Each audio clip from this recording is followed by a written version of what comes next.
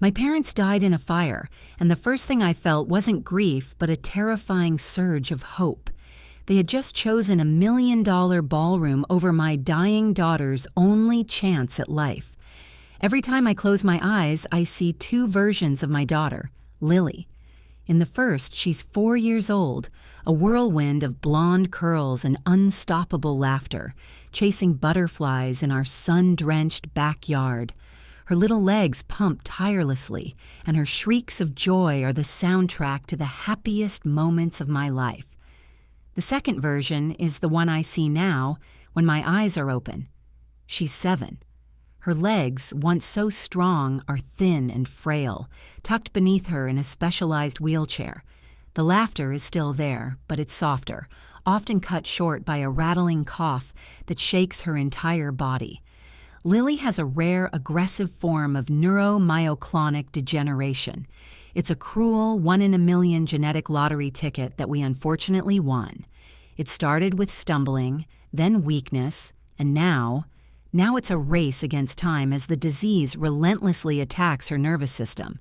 We've poured every cent we have into her care. We sold our beautiful home, the one with the sun-drenched backyard, and moved into a cramped 2-bedroom apartment to be closer to the hospital. My husband Mark works 2 jobs, coming home long after Lily is asleep, his face etched with a permanent exhaustion that mirrors my own. We started a GoFundMe that brought in a humbling amount from kind strangers, but it was a drop in the ocean compared to the tsunami of medical bills. Our last hope was my parents, Richard and Eleanor. To say they are well off is an understatement. They live in a world of charity galas, European vacations, and a portfolio that could probably fund a small nation. They come from old money, and their entire existence is dedicated to maintaining the pristine image of their family name. An image that, I was beginning to learn, did not have room for a sick grandchild in a wheelchair. When Lily was first diagnosed, they were dismissive. "It's a phase," my mother said over the phone, her voice distant. "Children are dramatic. She'll grow out of it." When she didn't grow out of it, their tone shifted to one of pity, laced with an unnerving sense of detachment, as if Lily's illness was a minor social inconvenience we had caused them. But then, a light appeared at the end of our very dark tunnel. A new experimental gene therapy, a trial being conducted by a team of brilliant doctors in Zurich, Switzerland. The initial results were staggering. It wasn't a cure, but it had been shown to halt the progression of the disease and in some cases even reverse some of the damage. It was the miracle we had been praying for. The catch? The cost. Between the treatment itself, the travel, and the extended stay for recovery and monitoring, the total came to just over $500,000. Insurance wouldn't touch it. It was an impossible sum. Impossible for us, anyway. For my parents, it was the price of a sports car they might drive twice a year. With a binder full of medical reports and a heart full of desperate hope, I went to their house, the house I grew up in. A sprawling Tudor-style home with manicured lawns that always felt more like a museum than a place where a child could play. They sat opposite me in their formal living room on silk-upholstered chairs, sipping iced tea. I laid it all out. I showed them videos of the Swiss doctor explaining the procedure, testimonials from other families. I showed them a picture of Lily, the one from before, chasing butterflies, and then a picture of her now, smiling bravely from her chair. My father, Richard, steepled his fingers and looked at the mahogany coffee table. "Sarah," he said, his voice smooth and practiced, the one he used for business negotiations. "This is a tremendous amount of money. You're asking us to throw $500,000 at a fantasy." "It's not a fantasy, Dad. It's science. It's our only chance." My voice cracked, the raw desperation leaking through. My mother, Eleanor, placed her glass down with a delicate click. "Darling, we have to be realistic. We love Lily, of course we do. But what kind of quality of life would she have, even if this treatment works? Perhaps it's kinder to let nature take its course." I stared at her, dumbfounded. Let nature take its course? Was she talking about her own granddaughter as if she were a wilting houseplant? The coldness in her eyes was terrifying. I felt the hope in my chest begin to curdle into a sick, burning rage. So that's it? You're just going to sit here in your mansion and quote philosophy while my daughter fades away? You have the money. You could save her life and not even notice it was gone. My father sighed, a long, suffering sound. It's not that simple. Our capital is committed at the moment. That's when my mother, in a breathtaking act of oblivious cruelty, decided to elaborate. She smiled, a tight socialite smile. Your father is being modest. We've just made the most wonderful investment. We've purchased the old Beaumont estate on the coast. It's absolutely divine, a true legacy property. It even has a name, the Serenity Estate. She beamed, as if announcing a new grandchild. It was a bit over $1 million, but for that kind of ocean view and a genuine ballroom, well, you simply have to snap it up. $1 million. A ballroom. The words echoed in the cavernous silence of the room. They hadn't just said no, they had chosen a house with a name. They had chosen marble floors and ocean views over their granddaughter's ability to walk, to breathe, to live. I felt the air leave my lungs. I stood up, my legs trembling. I couldn't speak. All I could manage was a choked whisper. I hope you enjoy your ballroom. Then I turned and walked out, the sound of the heavy oak door closing behind me, feeling like the lid of a coffin. I barely remember the drive. Tears streamed down my face, blurring the road into a kaleidoscope of grief and fury. I had to pull over, my body shaking with uncontrollable sobs. My phone buzzed in my purse. I ignored it. It buzzed again, insistent. Wiping my eyes, I fumbled for it, expecting it to be Mark, wondering how the meeting went. But it wasn't Mark. The caller ID read Dr. Evans, Pediatric Neurology. My heart seized in my chest. Doctors don't call at 7 p.m. unless it's bad news. I answered, my hand shaking so hard I could barely hold the phone to my ear. Sarah? Dr. Evans' voice was quiet, stripped of its usual reassuring warmth. It was tight, urgent. You need to get to the hospital right now. It's about Lily. The doctor's words were a bucket of ice water, snapping me out of my grief-fueled haze. Right now. That was all I heard. I threw the car into drive, tires screeching as I peeled out from the shoulder and raced towards the city. Every red light was a personal attack. Every slow driver a monster stealing precious seconds.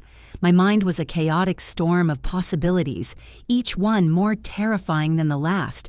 Had she fallen? Had her breathing stopped? The image of my parents sipping iced tea, talking about ballrooms flashed in my mind, and a venomous bile rose in my throat.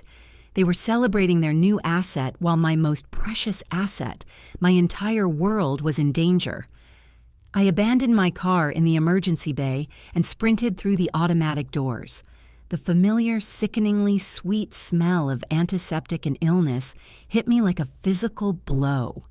A nurse recognized me, her expression a mixture of pity and urgency, and pointed me towards the pediatric intensive care unit. "They're waiting for you, Sarah." I burst into the waiting area to find Mark pacing, his face pale and slick with sweat. He looked up, his eyes wild with fear, and rushed to me, pulling me into a crushing hug. "She had a seizure," he choked out, his voice muffled in my hair. "A bad one. She stopped breathing for a little while." My knees buckled, and he held me up. Stop breathing. The words didn't compute. Lily had never had a seizure before. This was new. This was the disease finding a new way to steal her from us. Dr. Evans found us there, his face grim. He led us into a small, sterile consultation room. "Lily's stable," he began, and I could finally take a shallow breath. "We have her on a ventilator to support her breathing for now. The seizure caused a significant episode of respiratory distress. We've got it under control. But Sarah, Mark, this is a significant progression."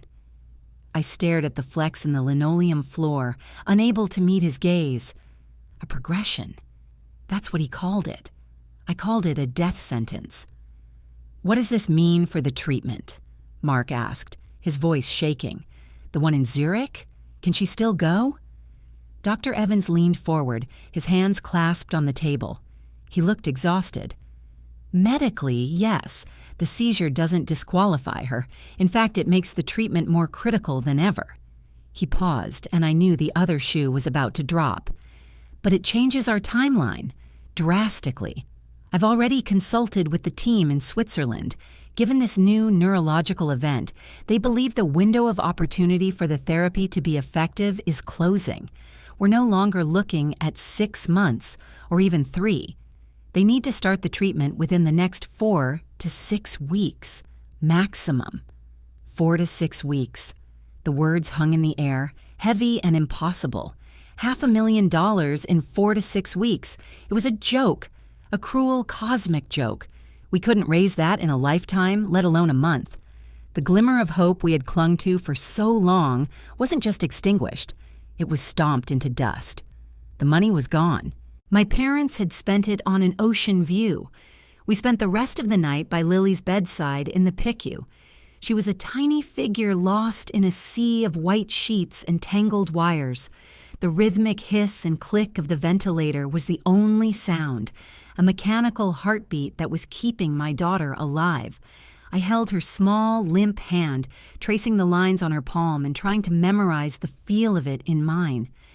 Mark sat in a chair on her other side, his head in his hands, completely broken. The rage I felt earlier had cooled into a solid, heavy block of despair in my chest. My parents hadn't just denied Lily her future. They had actively taken it and traded it for a piece of property. They had a legacy, and I was going to have a memory. The sun was just beginning to cast a weak gray light into the room when my phone, which I'd put on silent, lit up on the bedside table. It was my brother, Daniel. Daniel, the golden child, the one who followed my father into the family business, who never rocked the boat, who always took their side. I had no energy to fight with him, to hear him tell me I was being emotional or ungrateful. I ignored it. It immediately started ringing again. Annoyance pricked at my exhaustion. I picked it up, ready to bite his head off. "What, Daniel?" I whispered harshly, trying not to wake Lily. But it wasn't his usual calm, slightly condescending tone that answered me. His voice was ragged, panicked, breathless. "Sarah, thank God. Are you okay?" "Am I okay?" I scoffed, the bitterness sharp on my tongue. "No, Daniel, I'm not okay. I'm in the PICU. Lily's on a ventilator." There was a choked sound on the other end of the line. "Oh, God, I didn't know. Sarah, I'm so sorry, but you need to listen to me." His voice dropped, cracking with an emotion I had never heard from him before. Fear. "You need to come. Something's happened. Something terrible.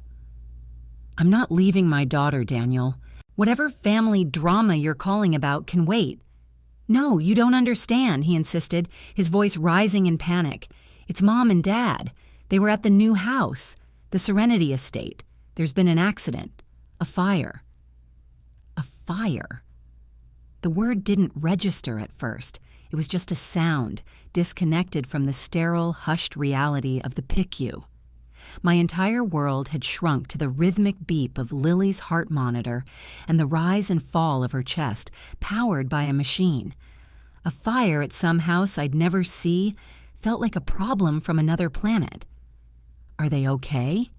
I asked, my voice flat, devoid of the concern that should have been there. I felt a flicker of guilt for my own emptiness, but it was quickly snuffed out by the overwhelming exhaustion and grief for my daughter. Daniel was sobbing now, incoherent. I don't know, Sarah. The whole place, it's gone. The fire department said it was an inferno. They were staying there for the first time last night, celebrating, popping champagne. The emergency services just called me. I'm on my way there now, but it's hours away. I need you to go to their house. The main house. You're closer. The police will want to talk to family." My head was spinning. The Beaumont estate was on the coast, a good 2-hour drive from the city. Mark looked up, his face a mask of confusion, having only heard my side of the conversation. I put the phone on speaker and Daniel repeated his frantic, fragmented story. A fire, celebrating, gone. The words started to connect, forming a horrifying picture. "I can't," I said, looking at Lily. "I can't leave her." "I'll stay," Mark said immediately, his voice hoarse but firm. He squeezed my shoulder. "Go, find out what's happening. I won't leave her side for a second." I kissed Lily's forehead, her skin cool to the touch, and promised her I'd be back. The drive to my parents' Tudor mansion was surreal. The sun was fully up now, mocking the darkness that had settled over my family. I drove on autopilot, the conversation from the day before playing on a loop in my head. A true legacy property. It was a bit over $1 million. You simply have to snap it up. The irony was so thick and bitter, it was almost suffocating. They had bought their legacy, and it had gone up in smoke on the very first night. When I arrived, the stately home looked as pristine and unbothered as ever. But a black sedan was parked in the circular driveway, and as I got out, a man in a somber suit approached me. He introduced himself as Detective Miller. He was calm, professional, but his eyes held a story of grim work. He asked me to confirm my identity, then gently guided me inside the house that had always felt more like their showroom than my home. He sat me down in the same formal living room where they had shattered my hopes less than 24 hours ago. "Miss Collins," he began, his voice low, "I am very sorry to have to tell you this. The fire at the Beaumont estate was catastrophic. Due to the intensity of the blaze, the structure collapsed entirely. We have recovered 2 bodies from the wreckage. We believe them to be your parents, Richard and Eleanor." I just stared at him. The silk-upholstered chair felt exactly the same. The air smelled of lemon polish and old money. 2 bodies. It was clinical, final. I should have felt something, a gut punch of loss, a wave of sorrow, but all I felt was a profound, echoing numbness. The people who had chosen a ballroom over their granddaughter were gone. The part of me that was a daughter felt a distant pang, but the part of me that was a mother felt nothing. It was as if my capacity for grief had been completely spent on my living child, and there was nothing left for anyone else. The detective continued, explaining the preliminary findings. They suspected a gas leak, possibly from an old propane line to the kitchen that had been improperly inspected before the sale. They were celebrating, Daniel had said. Maybe they'd lit a candle. A single spark. That's all it would have taken. Then the detective's tone shifted slightly. He pulled a file from his briefcase. "There's another reason I'm here, Miss Collins. It's a delicate matter. In cases like this, we must secure the deceased's primary residence. While doing our initial walkthrough, we found something in your father's home office." He opened the file. Inside was a large, glossy photograph of a document. It was a life insurance policy. My father's unmistakable, arrogant signature was scrawled at the bottom. I scanned the details, my mind still foggy, and then I saw the amount. The death benefit. My breath caught in my throat. It was a policy my father had taken out years ago through his company. A standard executive package, probably something he'd signed without a second thought and forgotten about. The payout was $5 million. Detective Miller's voice seemed to come from a great distance. "The primary beneficiary listed here is your mother, Eleanor. In the event of her predeceasing him or them passing simultaneously, the beneficiary becomes their children, you and your brother, Daniel Collins." $5 million. The number was so absurd, so astronomical, that it didn't feel real. It was more money than I could possibly comprehend. $500,000 for Lily's treatment had seemed like an impossible mountain just yesterday. Now, a figure 10 times that amount was staring at me from a piece of paper. The detective was still talking, explaining legal procedures, probate, the coroner's report. I wasn't listening. A single thought was screaming through my mind, drowning out everything else. The money. We have the money. We can save Lily. A wild, inappropriate surge of something that felt terrifyingly like joy shot through me. It was followed instantly by a crushing wave of guilt. My parents were dead. Their bodies were in a morgue, and my first reaction was elation. What kind of monster did that make me? But the mother in me, the desperate, clawing, fiercely protective mother, roared back, silencing the guilt. This wasn't blood money. This was justice. This was Lily's chance, delivered by the cruelest hand of fate imaginable. I thanked the detective, my voice a hollow rasp, and saw him out. As soon as the door closed, I collapsed against it, my legs finally giving out. My phone rang again. It was Daniel. "I'm here, Sarah," he cried, his voice breaking. "Oh, God, it's all gone. There's nothing left but smoke and rubble." "Daniel," I interrupted, my own voice trembling, but with a new, frantic energy. "The police were just here. Listen to me. Dad's life insurance—" "What? What about it?" he sobbed. "It's $5 million, Daniel, and we're the beneficiaries. We're the beneficiaries." There was a long silence on the other end of the line, broken only by his ragged breathing. I could almost hear the gears turning in his head, the same shock, the same dawning realization I had just experienced. When he finally spoke, his voice was different. The grief was still there, but it was edged with something else, something cold and sharp that sent a chill down my spine. "No," he said, his voice dropping to a low, chilling whisper. "No, Sarah, you don't understand. It's not our money, it's mine." His words hit me harder than the news of my parents' deaths. "What are you talking about, Daniel? It's mine?" The detective showed me the policy. It names the children, plural. That's us. The numbness was gone, replaced by a white-hot, incredulous rage. Was he really doing this? Now? "You weren't there, Sarah," he said, his voice hardening, losing its grief-stricken edge and taking on the familiar, condescending tone of our father. "You weren't there for them. The last few years, you've done nothing but cause them stress with your situation. I was the one who managed their affairs. I was the one who upheld the family name. Dad and I talked about this. He was going to amend the policy. He considered the money he'd already given you for Lily's initial treatments your inheritance." "The money they gave me?" I shrieked into the phone, my voice echoing in the cavernous foyer. "That was a loan, Daniel, a loan they held over my head every single month. They chose a house, a stupid $1 million house, over their granddaughter's life.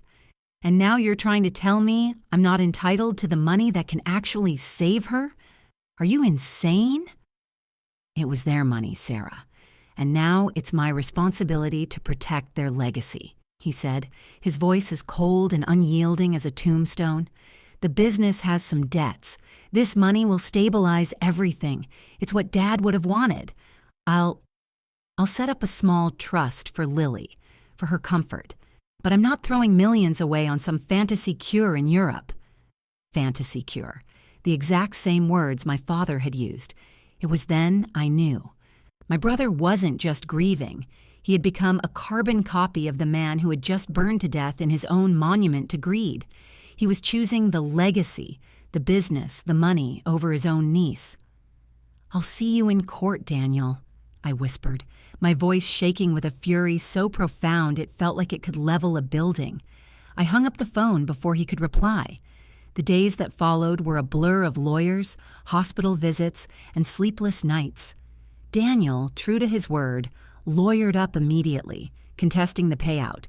His claim was flimsy, that our father had expressed a verbal intent to change the beneficiary, but he had the resources of the family business to drag the process out, to tie the insurance money up in probate for months, maybe years, time we didn't have. Lily's 6-week window was closing. Every day she grew weaker. the light in her eyes dimming just a little more. Mark and I were ghosts, haunting the hospital hallways, watching our daughter slip away while her miracle cure was being held hostage by her own uncle. I was at my breaking point, sitting in our lawyer's stuffy office, listening to him explain the frustrating slowness of the legal system, when my phone buzzed with an email. The subject line was just a name, Eleanor. It was from a lawyer I didn't recognize, a woman from a small boutique firm in the city. Confused, I opened it. The email was brief. It stated that in the event of her death, a private letter from my mother, Eleanor Collins, was to be delivered to me. Attached was a scanned PDF. My hands trembled as I clicked on it. It was my mother's elegant, looping handwriting. The letter was dated the day she and my father had bought the mansion, the day they had told me no. "My dearest Sarah," it began, "if you are reading this, it means the unthinkable has happened. It also means that Richard is gone, because I have instructed my lawyer that this is only to be delivered if we pass together. I cannot bear the thought of him intercepting it. Today you asked us for a miracle, and we turned you away.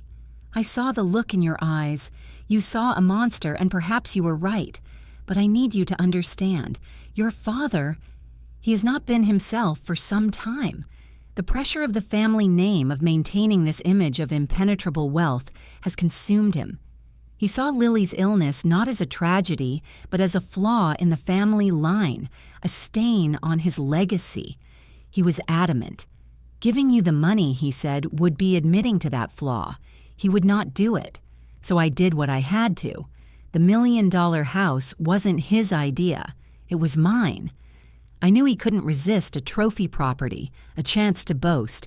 I pushed him towards it, knowing it would liquidate a significant portion of our accessible funds. It was a terrible, desperate gamble. Because you see, Sarah, I have my own legacy. It isn't in buildings or stock portfolios. It's you. It's Lily. Tucked away in a safety deposit box at the downtown branch of City Central Bank, there's an account in my maiden name. Over the years, I have quietly funneled my personal inheritance into it, away from your father's control. It's not the fortune he managed, but it is enough. It is more than enough for Lily's treatment. The key and the account details are in the box. I am so sorry, my darling girl, for the pain I caused you. I had to make you hate me, so your father would never suspect. Please forgive me, and save your daughter. Tears streamed down my face, dripping onto the phone screen. It wasn't cruelty in her eyes that day. It was resolve. It was a mother's sacrifice. She had played the long game, using my father's own vanity against him to protect the only legacy that ever mattered. The next few hours were a whirlwind. We got the court order to open the safety deposit box. Inside, just as she'd said, were the account documents and a key. The balance in the account was just over $750,000. It was all there. It was real. We wired the funds to the clinic in Zurich that afternoon. 3 days later, Lily and I were on a medical flight to Switzerland. The gene therapy was grueling, but Lily was a fighter. Slowly, miraculously, the tide began to turn. The first victory was her coming off the ventilator. The next was the return of the sparkle to her eyes. The day she wiggled her toes on command, I sobbed for a solid hour. We were still in Zurich when the news about Daniel reached us. With the insurance money tied up in a legal battle, he was now guaranteed to lose.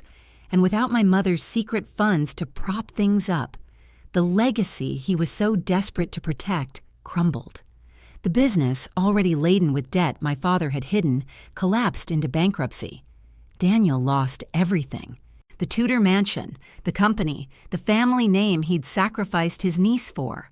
The last I heard, he was living in a small apartment, facing lawsuits from creditors.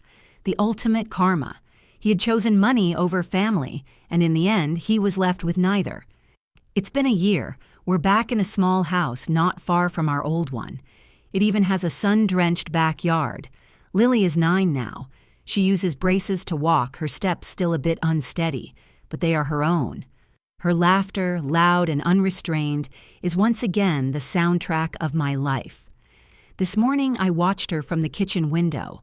A monarch butterfly fluttered past, and with a shriek of pure joy, she took off after it, her little legs pumping, chasing it across the green grass.